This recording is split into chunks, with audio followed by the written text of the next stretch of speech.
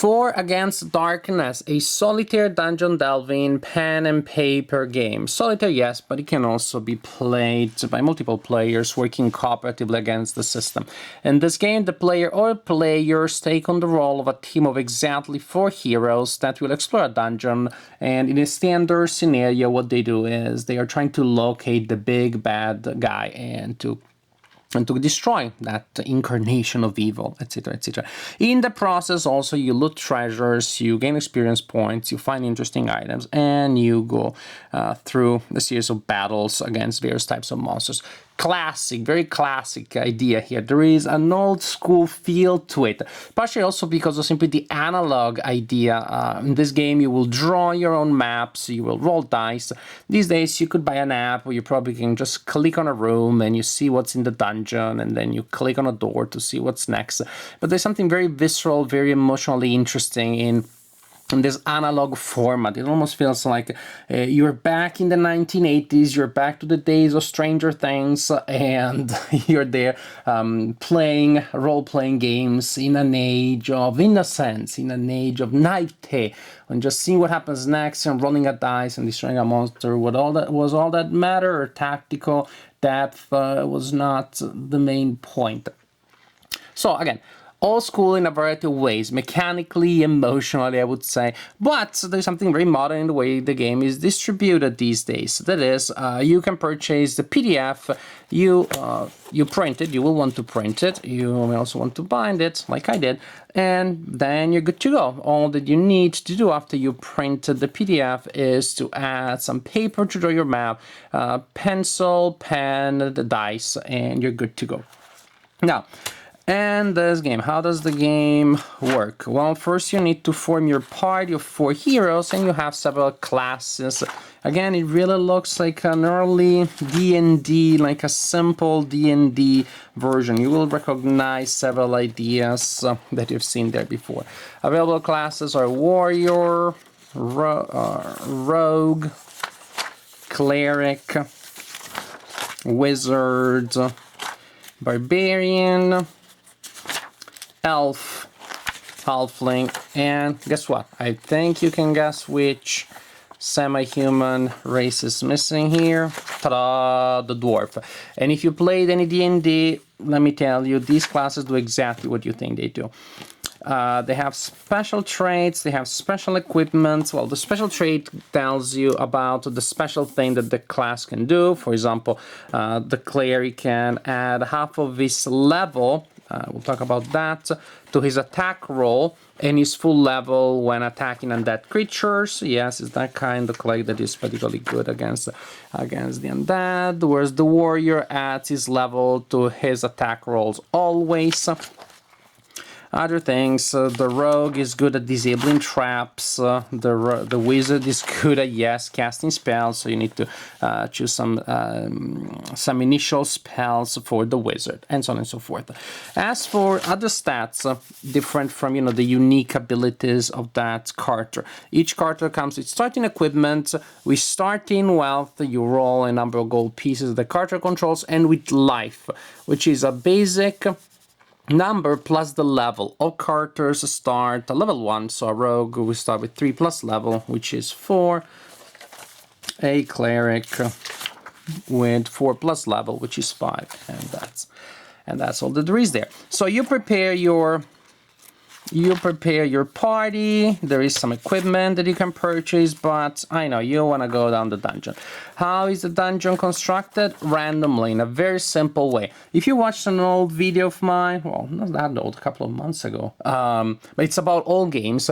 It's a video that I filmed about Game Master-less role-playing games, and I mentioned a variant for Dungeons & Dragons that Gary Gygax created in 1975, so pretty early, right after the publication of the first D&D, and that was based on random generation of rooms and hallways and encounters. So you would roll on tables, and then you would draw the kind of room that you're encountering. You would determine what's in the room randomly, etc., etc. At the core, another old school aspect of the game, this is what the game is about. It is about using random tables to generate rooms and to generate encounters and treasures, and then resolve combat against the monsters and loot the treasure. But this is more elegant, more streamlined. In the old Geiger system, you would need to roll on a table to determine the shape, the size, and then the shape, and then how many doors there are, and then where they are, etc., etc. It took like several die rolls to determine a single darn room. Here, how it works: to start the game, you roll on this page here to determine the shape of the entrance of the dungeon, which will be one of these. The game only uses d6s. Then, when you enter a new area, you roll a d66. For those not in the know, that means you roll two six-sided dice, so different colors. You read one as the tens, one as the units. That will generate a number between 11 and 66. So you can see you have here a good variety of rooms, corridors, chambers that will be combined in different ways from game to game. You will have different maps. Now, the game is not very tactical in truth, so frankly, encountering a monster here is not all that different than encountering it here. You will not, be able to hide behind this corner and stuff like that. If only for cosmetic reasons, if only for reasons of atmosphere, still it is pretty fun to create your own dungeon. It really helps with the atmosphere and the theme, which is a big thing here. This is a board game in essence, technically, but it feels like a role-playing game. So precisely because of that, tone, atmosphere, and theme are extremely important for you to have a successful experience with the game. And 4 Against Darkness really creates a nice atmosphere and brings the theme to life very well. Once you determine the shape of the room, you will need to determine the content of the room. So you roll dice, you roll 2d6s. The room may be empty, other things may happen. You may find vermin, minions, other type of things. Then, depending on what you have found here, you will need to roll on other tables to determine specific things. If it is a room with special features, then you roll on this other table here to determine what happens. If it is a room with a special event is triggered, if there is a treasure, you roll on the corresponding table. If you encounter a monster, like a vermin, etc., etc., minions, boss table, weird monsters, and so on and so forth. Quests, in certain situations you may find themselves embarking on a quest, then there are specific things that you need to do, and other circumstances may lead you to gain an epic reward, which is really neat. Really, the meat, the flesh and bones of the game is in these pages here, in the dungeon generator and in the tables that create encounters for you. And there are a couple of other things. For example, if a room appears to be empty, you may search it and then you may find other interesting things. For example, wandering monsters, so that's not an uncommon, but you may find clues that you can collect for benefits. You may find secret doors, hidden treasures, etc., etc., etc. Basically, it sounds like pretty complicated. It sounds like, oh, I had to go through so many tables, which you do in a sense, but it's not that cumbersome, especially because the game comes with this very good player aid. Basically, when you enter a new area, all you need to do is to roll 2d6s and consult this table. 2d6s, and if you are in a corridor, you look at this side of this flowchart. If you are in a room, you look at this side. Suppose we are in a room and we rolled a 5, then we know that it's empty. But I roll to see if there is a special feature, and I roll on that table. Also, I'm told what I can do next, which is I can search. Oh gosh, I encountered vermin.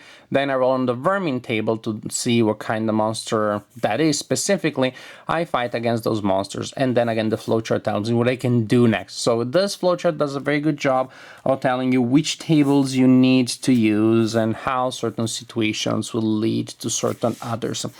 And the tables that I showed you earlier also summarized in here in the last part of the box. So really, the game is also very portable. Once you know the rules of the game, pretty much what you'll be doing will be to flip through this flowchart here and the tables here, which are all collected in these few pages.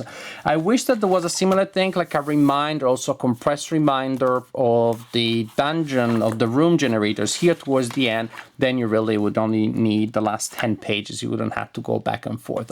Which you have to do to look for for those rooms, even if you remember all the rules, so the rooms are only there. I guess you can make, your own player age, you can print extra copies, you make them smaller, fit them into a single page, and you can create your own room map, room generator system that way.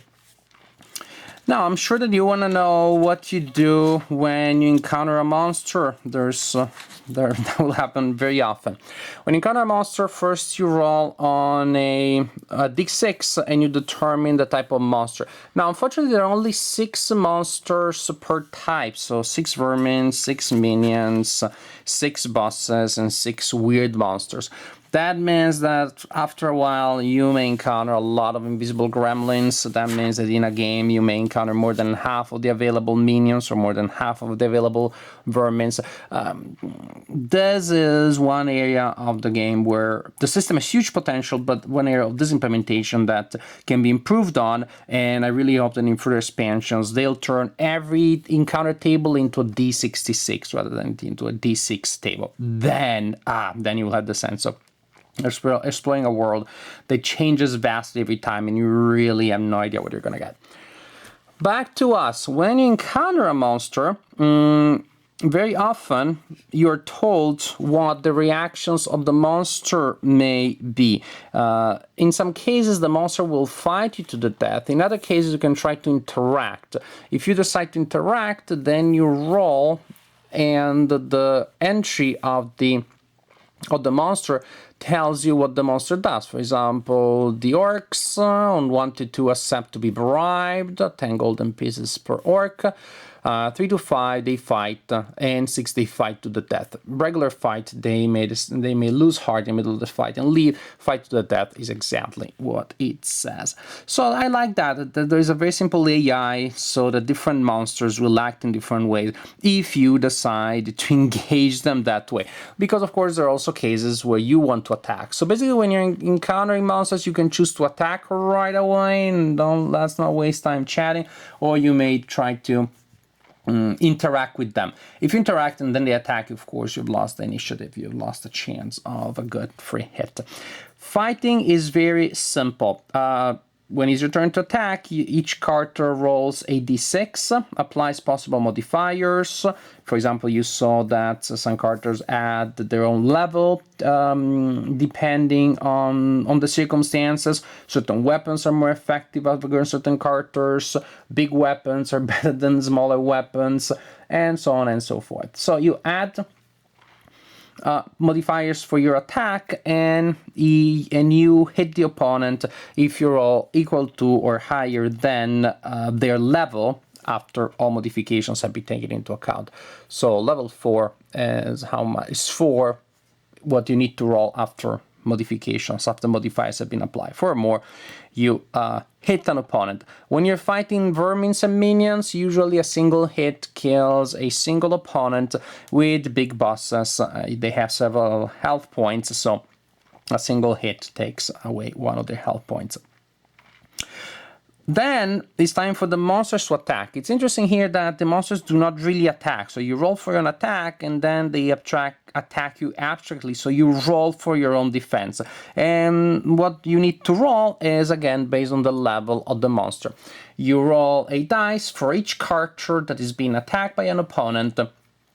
Apply modifiers based on the situation, and guess what? Again, you need to you're rolling against the level of the opponent. If the opponent hits you, then you lose a health point. Otherwise, well, you dodge that attack, and you continue like this until a fight to the death is over, because one of the two sides is completely annihilated. If the opponents lose more than half of their numbers, or half or more than their numbers, and they're not fighting to the death, then you roll a die to test their morale, and they may decide to run away. You may also decide to run away, and there's a procedure for that, but that's always, not fun. Other more situational things may apply. You have spells that the wizards may cast, the items that will produce these spells. Again, not many spells available. This is perfectly good for an introduction to the system, but you will soon want more monsters and more spells. And the game continues like this, turn after turn, encounter after encounter, room after room. until the party is exterminated or the party completes the mission. There are also situations that will allow you to try to level up. When you level up a character, what you do is you roll a die, and if you roll higher than the present level of the character, then the character levels up. Then you get, say, from level 1 to level 2, level 2 to level 3. You've seen how the level that you are is elegantly factored into a lot of things, for example, in attack rolls, in other situations. And this is the game, and this is the game. 4 Against Darkness. I like the idea immensely. I like most of the execution. I think the game will become a modern classic of solitaire dungeon delving as soon as we have more expansions. That's all that is needed here. The game is pretty solid. As I said, it's fun, it's simple. You can play a full dungeon in about an hour, and that is quite remarkable. Setup time is non-existent. All you need to do is to select your characters, and then you start rolling and you start exploring. Thematically, it works very well. It is an old school dungeon. Yes, it's an old school dungeon in the sense that it's not always a quote unquote good dungeon, ecologically speaking. It doesn't always make sense that certain monsters would be living next door to one another and just sitting there in the room waiting for you to attack. Again, it's a simple game, precisely against some old school implementations of D&D. It is about going down there, fighting, and having a good time in this crazy romp down a randomly generated dungeon. However, I do appreciate the fact that you have some simple interactions other than combat, and you can attempt different things depending on the type of character that you have encountered. And then there are specific rules that will cover specific circumstances, and that also adds flavor to the world that is depicted here, and also adds variety to gameplay. So it is not always new room, new monster, roll, new room, new monster, fight, etc., etc. More other things may happen. So you have a really nice and fun experience here, one of exploring a crazy, mysterious, dangerous place, the joy of exploration, the joy of adventure, the joy of fighting. Gameplay-wise, the game is pretty solid. It's pretty solid, and it is very economic. It really achieves a lot by simple means. I like that very much. Most role-playing games these days, even the ones that describe themselves as introductory, very little overhead, it's gonna be jump right into the action. They require much more engagement, involvement, and investment in time and energy than this one does. And again, I cannot point this out enough. This feels like a role-playing game, although technically, mechanically, ludically speaking, it is a board game. You don't need a master to determine how things turn out to be. Everything is contained within a discrete set of rules and discrete tables. So it's a board game, but it has the depth and the narrative potential of a role-playing game. It is fun to send your heroes down the dungeon.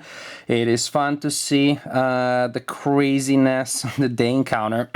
Fights are a little abstract. I wouldn't mind a tactical option or two more than this, but you see, I cannot have it both ways. I just praise the game for its simplicity, and then, of course, I'd like it to be more complex. That's how we are. We want it to be supremely detailed and supremely simple. Board gamers are never happy. But after you play this one, which is supremely simple, if they add some more tactical options, I wouldn't mind. If they added more encounters, that would be best. And I think this is the only real limitation of the system right now. That you don't have many treasures, you don't have many monsters, you don't have many possible encounters or features. All of those D6 tables that represent encounters need to be turned into D66 tables, and then this game will be a blast. And I really like the idea. I really like this idea of the expandability. Of course, we need to wait for the designer to make more, or we make our own and we start sharing them online. There's a little bit of a subliminal suggestion there, my viewers. We make more, we expand the dungeon, but I see how the system could be expanded to many different things, more flavorful dungeons, more specific dungeons. This is a generic dungeon, but you may have, you know, like ice caves with ice and cold-based monsters. You can have the volcano dungeon. You can have the Temple of Elemental Evil. You can have a lot of different things that are more specific, that are more tailored to a specific environment, to a specific type of dungeon. I think this game has legs, and I do hope that it is successful. The more and more people pick it up, become fans, a community starts on this, because I think we're gonna have a lot of fun exploring this world of 4 Against Darkness. We just need that world to be a little more fleshed out. We just need more elements in the world to be created for us to play with.